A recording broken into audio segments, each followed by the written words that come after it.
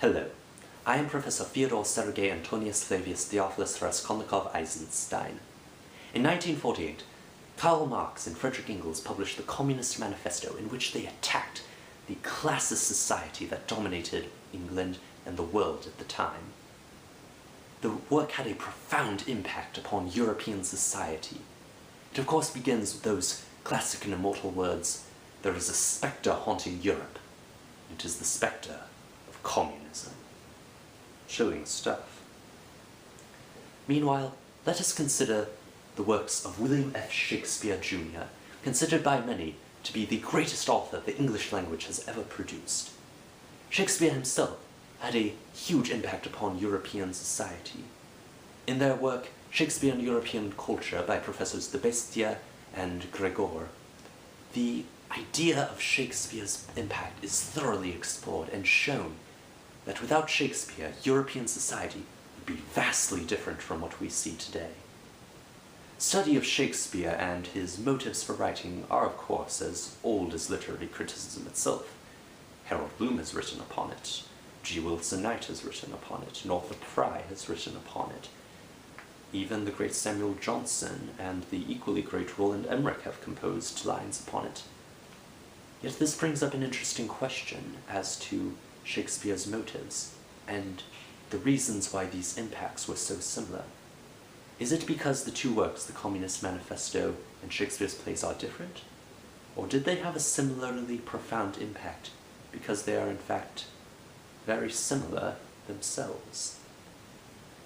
Was Shakespeare a man who so violently and profoundly changed European culture? Was he haunted by a spectre of communism?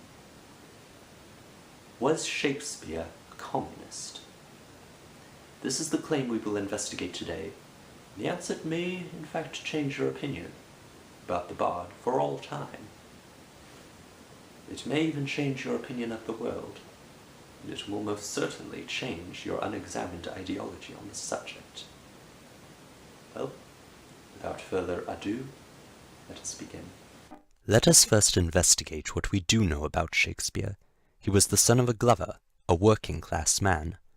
In his book, Shakespeare, the Early Years, Professor Aplomb Volchisi gives a vivid account of what life was like for the young Shakespeare in his home of Stratford-upon-Avon. What was life like for the young Shakespeare in his home of Stratford-upon-Avon? Well, it is likely Shakespeare was not idle growing up, but instead he worked with father as assistant, and then he also attended school where he learned to think very good. So he could express these ideas well, and at the same time recognize the exploitation of working class men going on all around him. So you think it is likely then that Shakespeare was exposed to communist ideology growing up? If not communist, then at least very strong socialist ideology. You're sure of this? I would stake entire career upon it. He would stake his entire career upon it.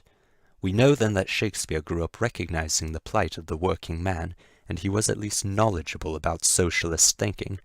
However, this does not necessitate he himself being a communist. In order to discern that, we will have to go back to the source and read Shakespeare's plays. Here in the Shakespeare archives, I have unprecedented access to the works of William F. Shakespeare. As I began reading, the evidence immediately began piling up. First, I looked at Henry IV. In the first part of the Henriade, Prince Hal is good friends with Falstaff, a man of the people. Falstaff is praised by Shakespeare, having his eulogy in the sequel, Henry V, declare, "Nay, sure he's not in hell, he's in Arthur's bosom. If ever man went to Arthur's bosom, a man of finer end, and went away, and had it been any Christian child." Falstaff, this embodiment of the spirit of the proletariat, is praised by Shakespeare for being a working man. Certainly a very non-elitist sort of thing to write. Yet then we come across something even more fascinating.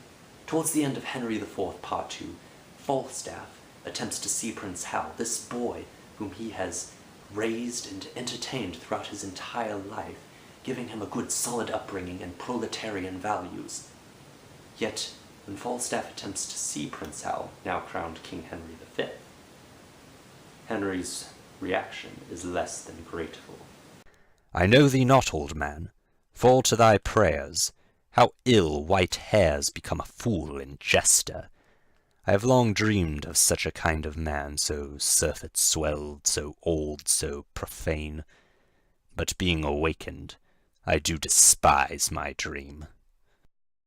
This becomes a brilliant metaphor by Shakespeare for the exploitation of the working-class man by a member of the bourgeoisie. When it suited Henry to benefit from Falstaff, to where he could receive entertainment and joy from Falstaff, he was more than happy to be kind to this member of the proletariat. Yet once Henry had gained his power and no longer needed Falstaff, he betrays his friend. When Henry had some advantage to gain through contact with the proletariat, he was more than grateful with very kind words. Yet once this advantage had ended, he does not even recognize those old friends who were so kind to him in his days as a youth. If this is not a good metaphor for the exploitation of the proletariat by the bourgeoisie, very little else is. Henry IV, Part 1, also presents us with some lexicographic evidence of Shakespeare's ties with the Communist Party. In Act 4, Scene 1, the character of Hotspur speaks of comrades, a word most notably associated with communism to mean friend or brother. This evidence of the verbiage of Marx in his work helps us to cement the fact that Shakespeare not only knew the ideas of communism, but he was also familiar with the phrases used by its members to address one another. One wonders how he could have picked up such language except from the inside.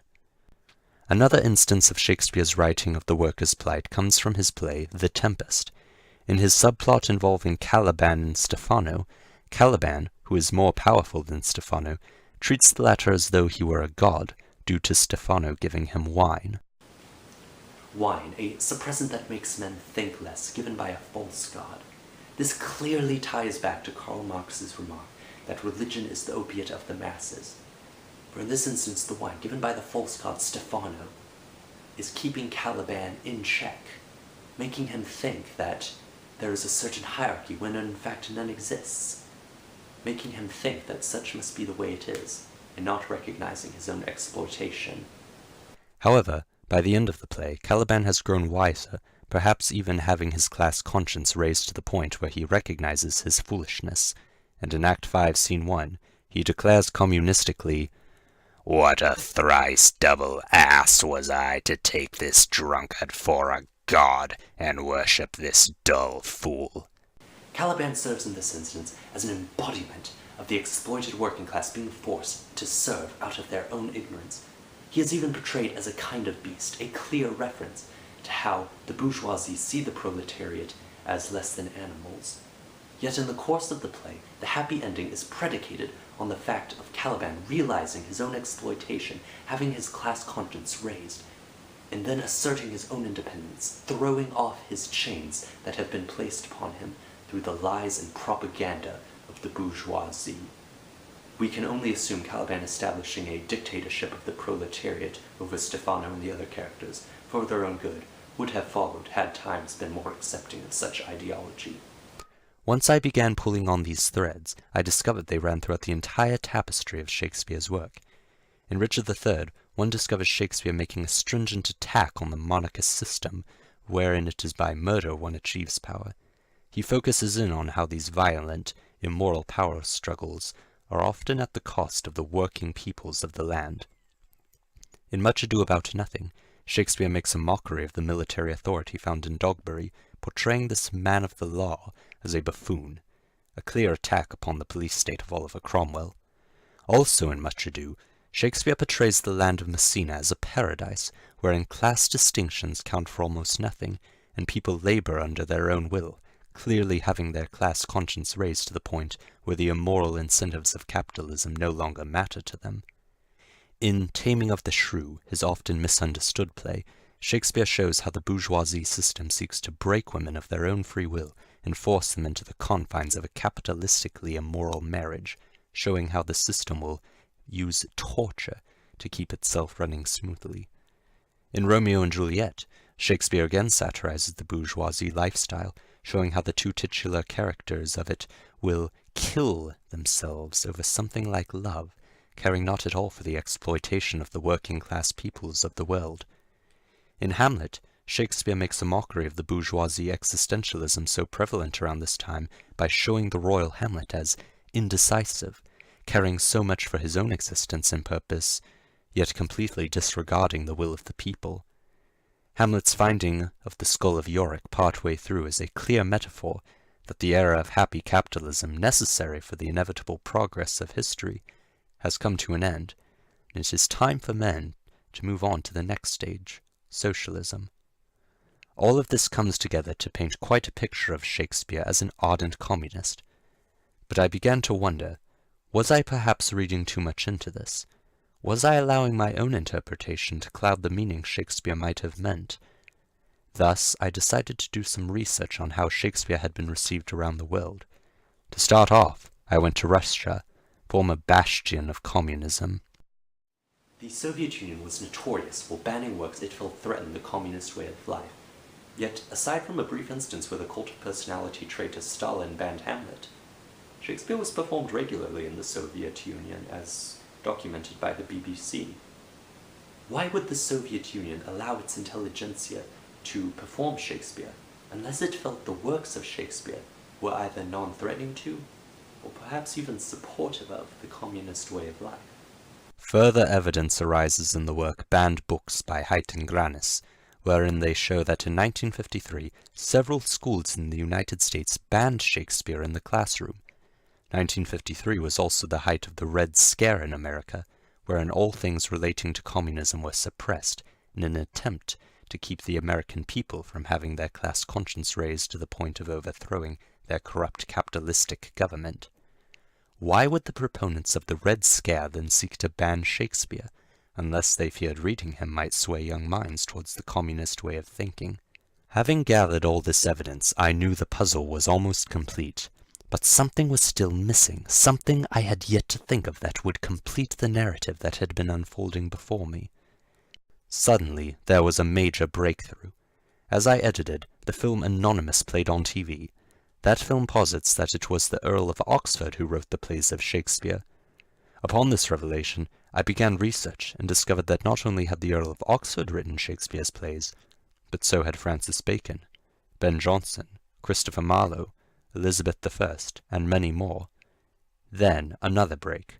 I discovered the book Shakespeare's Planet by Clifford Simak. Was Shakespeare also an alien?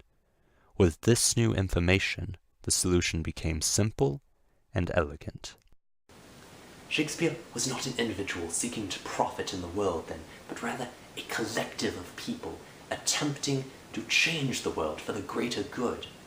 And, it can be surmised, each wrote according to his or her own means, and each received according to his or her own needs.